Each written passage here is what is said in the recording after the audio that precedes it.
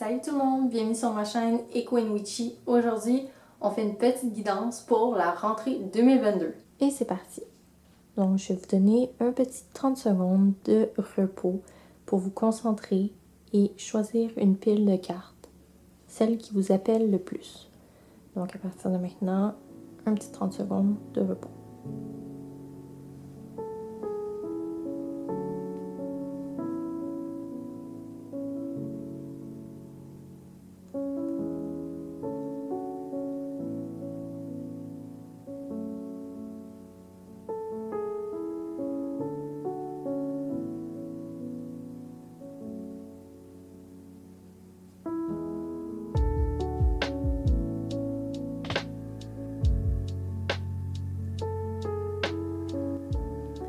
Les temps seront en barre de description pour toutes les piles. Voici la pile numéro 1 avec l'obsidienne. Voici vos cartes.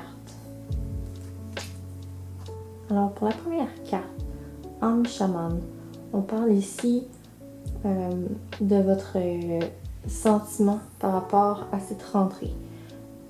On vous conseille alors de reconnecter avec avec la terre. Vous reconnecter avec vos émotions profondes. La rentrée, c'est aussi souvent synonyme d'aller trop vite, de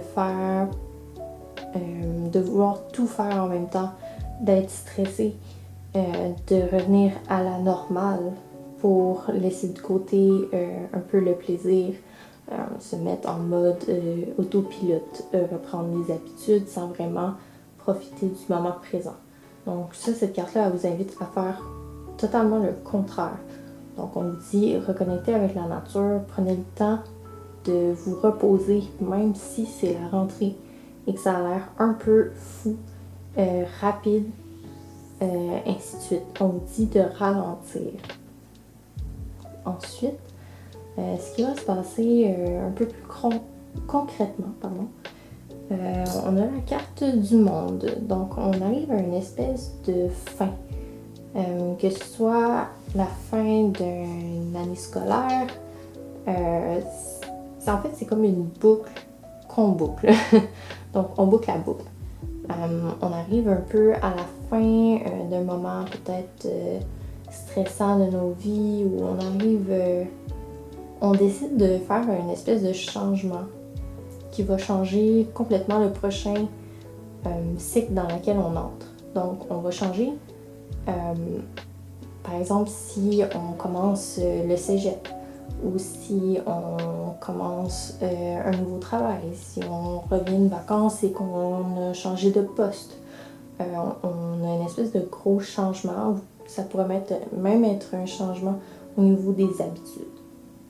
Donc ici, c'est pas mal le thème, là.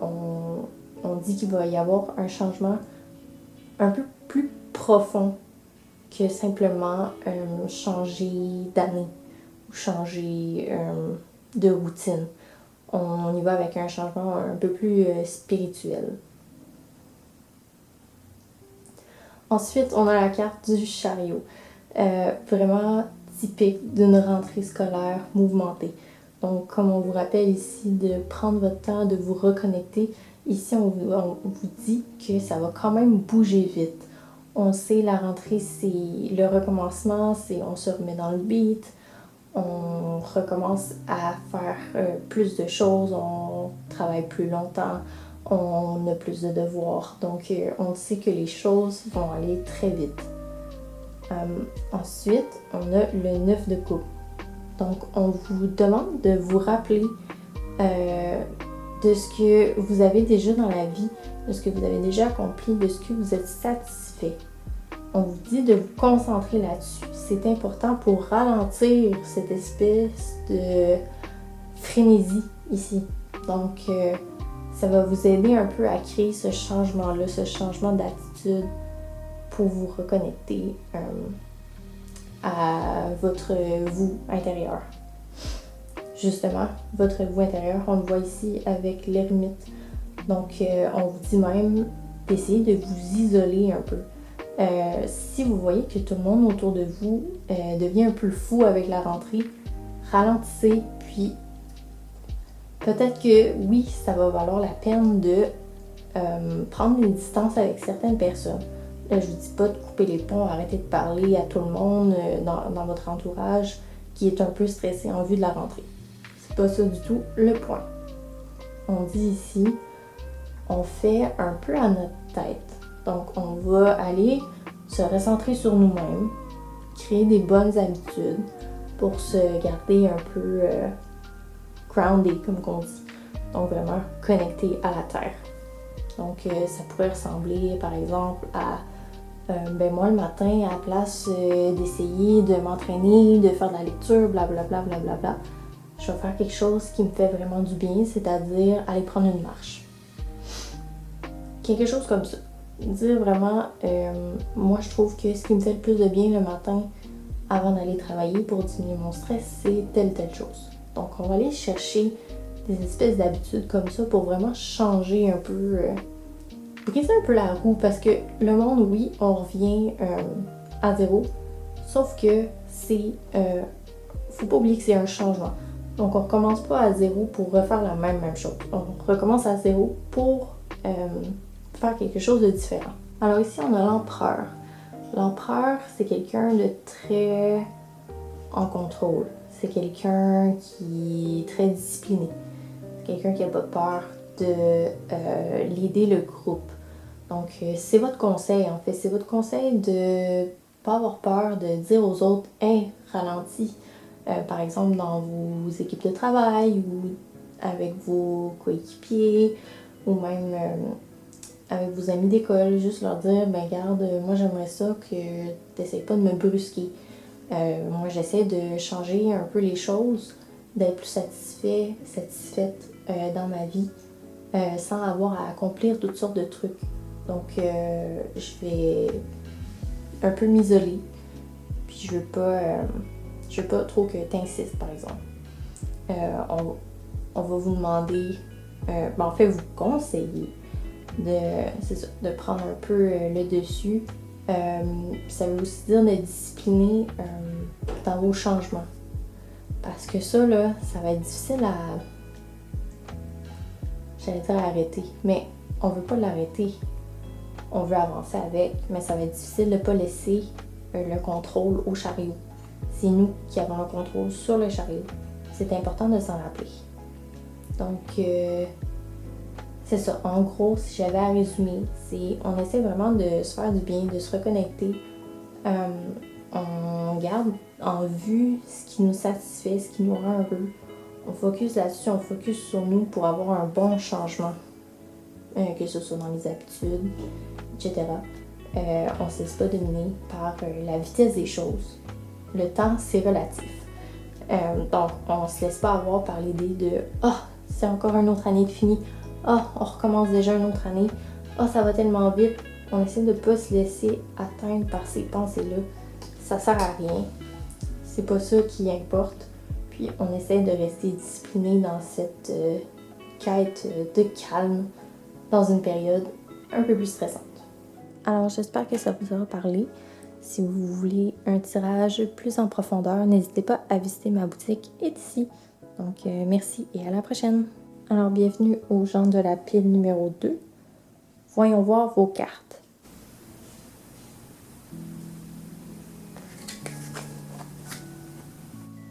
Donc, voyons voir.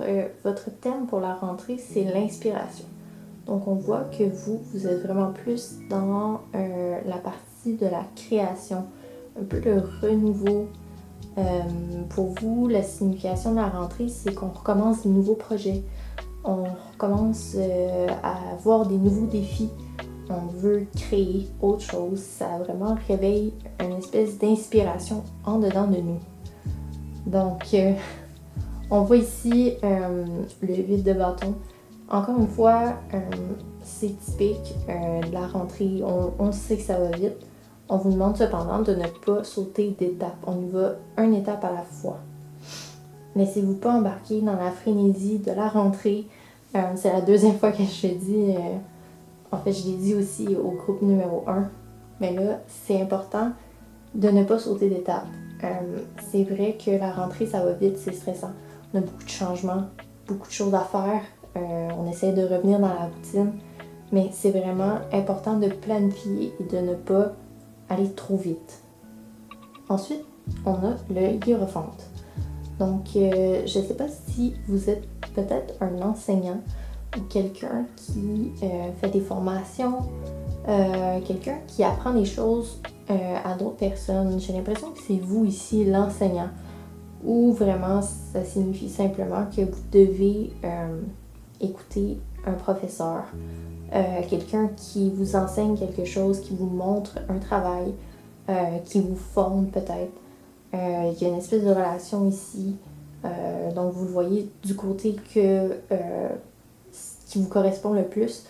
Mais on parle soit d'écouter vraiment quelqu'un qui nous donne de l'information, qui nous donne des apprentissages, parce que ça va être vraiment important. Ça va nous apporter beaucoup plus d'inspiration que ce qu'on pourrait penser. Cette personne a des ressources, elle a des trucs. Ça va vraiment nous inspirer. Sinon, c'est nous qui va inspirer les jeunes. C'est nous qui va inspirer les personnes qu'on forme. C'est nous qui allons inspirer les gens à mieux faire leur travail. C'est vraiment, vous avez une espèce de charisme qui va amener les gens à vouloir vous écouter. Je le vois ici, là. Vous êtes un peu un leader. Donc, on voit cette espèce de dynamique-là ici. Alors ici, on a le 9 de Pentacle. On parle par exemple, de satisfaction. On est content de ce qu'on a accompli, on est content de ce qu'on possède. On n'a pas besoin de plus. Vraiment, on se contente de ce qu'on a, puis on apprécie vraiment ce qu'on a. C'est ça. Et puis ici, il y a The Empress. Donc, on parle de créativité, encore là, inspiration ou peut-être fertilité dans certains cas. Mais ici, je le vois un peu comme un projet, là. Je vois que c'est vous un peu qui dirigez. C'est pour ça qu'on vous dit apprécier le poste ou le rôle que vous jouez. Vous avez un rôle important. Ici, avec le roi de coupe, on vous dit vraiment, vous avez un rôle important. Vous avez des enseignements à donner. J'ai l'impression que c'est plutôt vous qui donnez les formations ou qui montrez aux gens comment faire telle ou telle tâche. Ça vous amène vraiment beaucoup d'inspiration. Ainsi que aux personnes qui sont avec vous. Vous avez une espèce de gros charisme. Vous êtes capable de l'idée. Vous avez une espèce de côté humain dans votre manière d'enseigner, dans votre manière d'apporter les sujets. C'est sûr que si vous êtes vraiment dans la création, c'est un peu normal en fait. C'est un côté très émotif de vous. Puis on vous conseille en fait de l'utiliser à votre avantage. Je pense que vous allez commencer un nouveau projet. On vous dit cependant de rester de continuer à être content de ce que vous avez et non seulement focuser sur ce nouveau projet-là. On arrête de juste vouloir arriver à la fin. On profite des étapes. On a du fun dans ce qu'on fait. On prend le temps d'aimer la route jusqu'à la destination. C'est un peu ça que ça me dit ici. Vous êtes quelqu'un j'ai l'impression qui allait apprendre à des gens beaucoup de choses. Puis ça vous inspire beaucoup. Donc, n'oubliez pas, soyez reconnaissant de votre position. Vous voyez comme le corbeau ici, il est sur le loup. Donc, vous êtes vraiment en position de contrôle. Partout, en fait, ici, il y a le roi. Ici, vous volez au-dessus de la vallée. Ici, vous êtes sur le loup. Ici, vous êtes sur une estrade en train d'enseigner. Puis ici, vous êtes en train de gravir les échelons, pardon. Puis ici, bien, vous avez carrément la tête dans les étoiles. Alors, pour vous, ça va être une rentrée assez importante, j'en ai l'impression. Ça va être une rentrée très créative, pleine de projets, des changements, bien évidemment. Je trouve que vous prenez beaucoup le contrôle, puis vous commencez de belles choses. Alors, c'est tout pour vous, la pile numéro 2. J'espère que vous avez apprécié. Et si vous voulez un tirage plus en profondeur, n'hésitez pas à visiter ma boutique Etsy. À la prochaine! Bienvenue aux gens qui ont choisi la pile numéro 3. Nous allons commencer. Alors, voici vos cartes. Donc, le thème de votre rentrée, ce sera surtout les relations. Donc, on parle de connexion, justement, avec la première carte. On parle vraiment de peut-être rencontre, de tout ce qui se passe avec les gens autour de nous. Ça nous affecte et ainsi de suite. Tout ce que nous, on fait, ça a un impact sur les gens autour de nous, positif et négatif, bien entendu. Donc, on vous dit de faire attention aux gens qui vous entourent. On vous dit, si vous vous entourez de mauvaises personnes, par exemple, eh bien, ça aura un mauvais impact sur vous. Tandis que, au contraire, si vous vous entourez de bonnes personnes, eh bien, il y aura un bon impact sur vous. C'est vraiment le thème important de votre rentrée. Ensuite, qu'est-ce qui va se passer? On voit une espèce de connexion. Je ne sais pas si c'est déjà avec quelqu'un que vous connaissez, avec peut-être un collègue, avec un ami d'école, un ami d'enfance, ou peut-être quelqu'un tout simplement dans votre entourage, mais vous avez une espèce de grosse connexion. Cette personne-là, elle vous supporte, puis vous la supportez aussi. On se rappelle que cette personne-là, elle va vraiment impacter le reste de votre rentrée. Ensuite, on a le valet de bâton. Alors, probablement que cette personne ou une autre personne qui est assez proche de vous a un message important à vous passer. Ce message-là, il ne faut vraiment pas le prendre à la légère, pardon. C'est un message très important. Ça vous concerne directement. Puis ça va peut-être changer un peu la manière dont vous percevez certaines choses, certaines personnes, certains problèmes, par exemple, certaines situations. Donc, ça va vraiment avoir une espèce de gros impact sur votre vie. Là, je vous dis pas que ça va complètement changer votre vision du monde, sauf que ça va avoir un gros impact sur votre rentrée. Par exemple, les gens qui ont des commentaires sur vos travaux, sur les choses que vous faites, sur les projets que vous accomplissez ou même peut-être les comportements que vous avez. Des fois, ces commentaires-là, ils sont bons. Ils sont bons à être pris et à être... comment dire? C'est bien qu'on en prenne compte quand on fait des changements. Par exemple, on se fait dire tu pourrais faire telle modification à ton projet. Je trouve que ça aiderait vraiment, ça rendrait ça beaucoup plus lisible. Des fois, la critique est positive. Donc, on se dit, ah oui, peut-être que c'est vrai. On regarde, on modifie, puis finalement, on arrive à un meilleur résultat. On a ici cependant le 5 d'épée.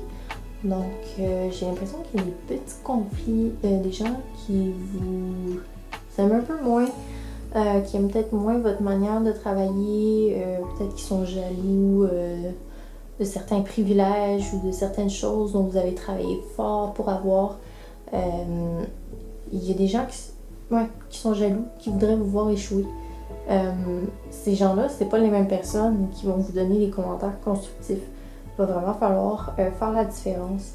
Puis ça, peut-être que cette personne-là ici, avec qui vous avez un lien fort, que ce soit un ami, membre de la famille, conjointe, cette personne-là, je pense qu'elle va vous aider un peu à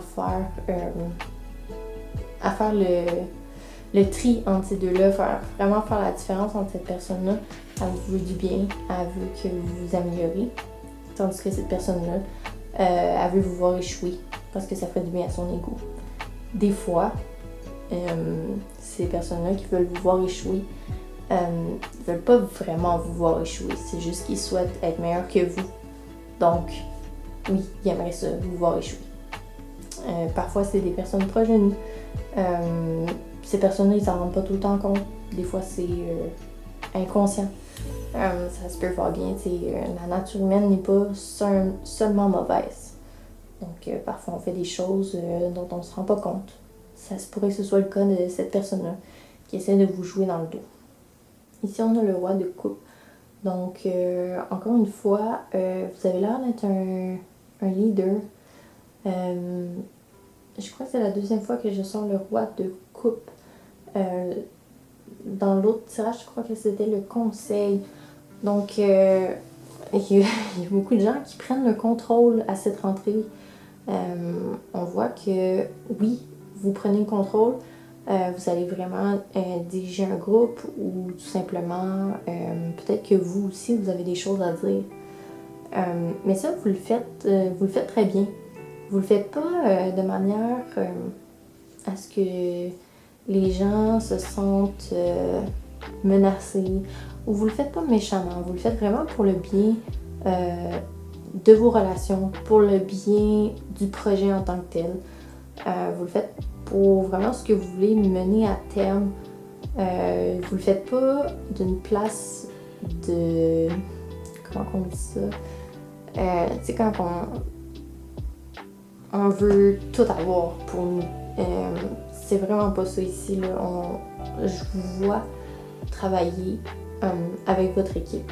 Peut-être que vous n'êtes pas nécessairement la personne vraiment en charge, sauf que vous avez cette attitude-là. Et c'est peut-être pour ça qu'on vous aime pas. Que certaines personnes ne vous aiment pas. Prenez-le pas personnel. C'est vraiment parce que vous avez cette attitude-là. Puis vous êtes entouré, vous avez des bonnes connexions, il y a des gens qui sont là pour vous. Mais il y a des gens qui aiment moins ça. Ensuite, votre conseil, le 10 de bâton. Donc, pour vous, la rentrée, ça n'a pas l'air d'être un commencement, ça a l'air d'être une fin. Je ne vous vois pas avoir pris de pause pendant l'été. Peut-être que vous travaillez pendant cet été et vous n'avez pas pris nécessairement de pause comme la pause typique de l'école, par exemple. Donc ici, je vous vois amener à terme un projet. Les bâtons ici, ça me parle de créativité. Donc, c'est ça, j'ai l'impression que votre équipe amène à terme un projet. Puis, ça va être avec les relations que vous allez réussir à amener ce projet-là à terme. Si vous avez à vous rappeler d'une seule chose, c'est écouter les commentaires constructifs des gens. Puis, ne vous laissez pas atteindre par ceux qui sont jaloux, ceux qui veulent vous voir échouer. Vous jouez bien votre rôle, que vous soyez à la tête ou non. Vous avez une attitude de leader. On vous conseille de le garder. N'oubliez pas vos connexions. C'est très fort, puis c'est quelque chose qui va vous aider à passer par-dessus ça un peu, à discerner le mauvais du bon. Puis c'est ça, vous allez arriver probablement à terme avec un projet, que ce soit créatif ou que ce soit un projet qui vous demande d'user un peu de votre créativité, que ce soit pour la résolution de problèmes ou vraiment pour de l'art. Pour moi, c'est la même chose, c'est de la création. Alors c'est tout pour votre tirage, j'espère que vous avez apprécié.